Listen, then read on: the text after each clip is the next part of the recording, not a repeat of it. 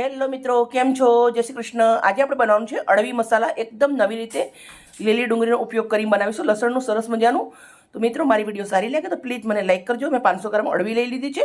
અળવીને સૌથી પહેલાં આપણે બાફી દેવાની છે. એક મોટા તપેલાના અંદર પાણી લીધું છે, એના અંદર આપણે અળવી નાખું છું. હું તપેલાના અંદર બાફું છું. તમે કુકરમાં બાફશો તો 2 સીટીના અંદર રેડી થઈ જશે. આના અંદર આપણે 30 મિનિટ જેવું લાગશે. આપણે અળવી બફાઈ ગયા પછી આગળ મળીએ. અળવી આપણી સરસ મજાની બફાઈ ગઈ છે. અળવી બફાઈ ગઈ એટલે મેં ચાયણાના અંદર લઈ લીધું છે. પાણી નીકળી ગયું છે. અળવી કોરી પડી ગઈ છે. અળવીને છોલી લેવાની છે. લીલી ડુંગળી સમારી લીધી છે. પછી હળદી વાટકો લેવાનું છે લીલી ડુંગળી. પછી લીલી ડુંગળીનો સફેદ ભાગ આવે એ લચ્ચા કરી લીધા છે.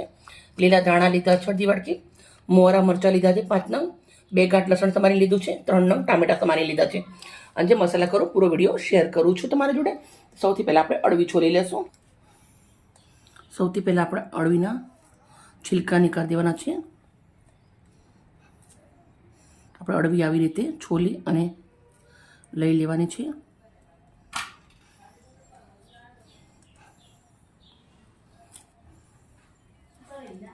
બહુ સરસ મજાની આપણી અળવી છોલી અને રેડી કરું છું આવી રીતે. મિત્રો, તમે જ્યારે અળવી બાફો ત્યારે એકદમ મસ્ત મજાની એને ચડવા દેવાની. કેવી આવી રીતે તમે જોઈ શકો છો. આવી રીતે થઈ જાય ત્યાર સુધી ચડવા દેવાની. અળવી તમારી કાચી હશે, તમે જ્યારે બનાવો ત્યારે તમે ગળાના અંદર ખવણ આવે ખાવાથી. એટલે અળવી 100 બીમારી મટાડી દે. સેહત તમારી બહુ જ સરસ રાખે. બહુ જ સરસ મજાનું એક કદમૂળ છે. તો એકવાર જરૂરથી ટ્રાય કરજો. પરિવાર જોડે ખાજો. હેલ્થ માટે તો જોરદાર હોય છે. તો બધી જ આવી અળવી છોલી લઈશ. અળવી ફોલી રેડી થઈ ગઈ છે. આપણે ખાંડી લીધી છે. હવે આપણે 1 ચમચા એટલું સિંગ તેલ નાખું છું. તેલને ગરમ થવા દેશું. રાઈ અને જીરું નાખું છું 1 ચમચી. મિત્રો, તમે ખડા મસાલા ગરમ મસાલા નાખવા તો નાખી શકો છો, પણ ગરમીની મોસમ છે એટલે થોડા ગરમ મસાલા ઓછા ખાઈએ ક્યારેક તો બહુ જ સરસ. આપણે ગરમ મસાલા વગર જ બનાવવાનું છે. એકદમ ઘરના મસાલાથી, દેશી મસાલાથી બહુ જોરદાર સરસ મજાનું. રાઈ જીરું ફૂટી ગયું છે. થોડી હિંગ નાખી દઉં છું. ઝીણું સમારેલું લસણ, ઝીણા સમારેલા મોરા મરચાં. લસણને થોડું એવું લાલ થવા દઈશું આપણે. હવે નાખી દઈશું આપણી અળવી.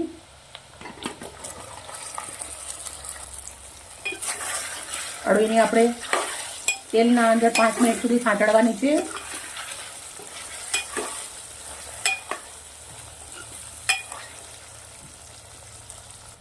અળવી આપણી સરસ સંતળાઈ ગઈ છે. મિત્રો, મેં સિંગ તેલનો ઉપયોગ કર્યો છે. નોર્મલ તમે જે તેલ ખાતા હો એ પણ વાપરી શકો છો. હવે આપણે અંદર નાખી દેવાના છે ઝીણા સમારેલા ટામેટા.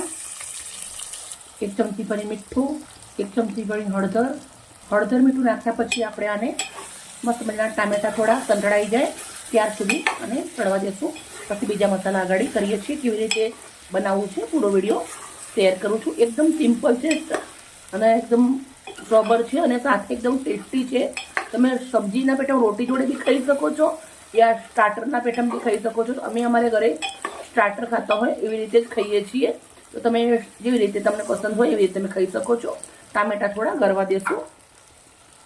ટામેટા થોડા સોફ્ટ થઈ ગયા છે. હવે આપણે અંદર નાખી દેવાનું છે મસાલા. 1 ચમચી તીખું મરચું નાખું છું. 1 ચમચી કશ્મીરી મરચું નાખું છું. ફ્રેશ દાણા અને જીરું શેકેલું વાટેલું 1 ચમચી નાખું છું. હવે જે આપણે લીલી ડુંગળી લીધી છે સમારેલી એ નાખી દેવાની છે. ડુંગળી નાખ્યા પછી સરસ મજાનું મસાલા, ડુંગળી અને અળવી બધું મિક્સ કરી દેવાનું છે. મિક્સ કર્યા પછી આપણે ધીમા તાપે આને 4 થી 5 મિનિટ સુધી પાકવા દેવાનું છે. એકદમ ગેસનો તાપ ધીમો કરી દેવાનો છે. બહુ સરસ મજાનું અળવી મસાલા રેડી થઈ ગયું છે. તો હવે આપણે અંદર લાસ્ટમાં નાખી દેવાના છે લીલા ધાણા ઘણા બધા. હવે ધાણા નાખ્યા પછી આપણે સરસ મિક્સ કરી દઈશું. ગેસને બંધ કરી દઈશું અને આપણે સર્વ કરીશું. સર્વ કરવા માટે મેં એક પ્લેટ લીધી છે. પ્લેટના અંદર આવી રીતે સર્વ કરું છું. મિત્રો, આમ જોતી જ ખાવાની મજા પડી જાય એવું સરસ મજાનું બન્યું છે અને સુગંધ પણ બહુ જ જોરદાર આવે છે.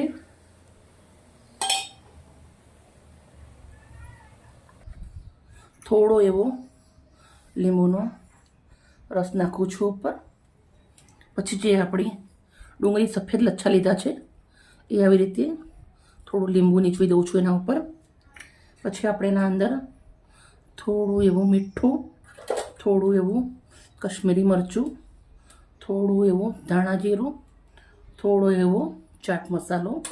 તો આપણી સરસ મજાની મસાલા રીંગ રેડી થઈ ગઈ છે. હવે આપણે એને આવી રીતે સર્વ કરી દઉં છું. મિત્રો એકદમ સોબર છે, સિમ્પલ છે, મસ્ત કાંટો અને ચમચી.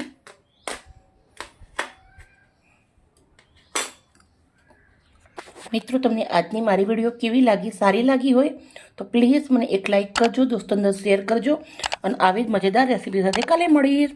Okay, bye bye.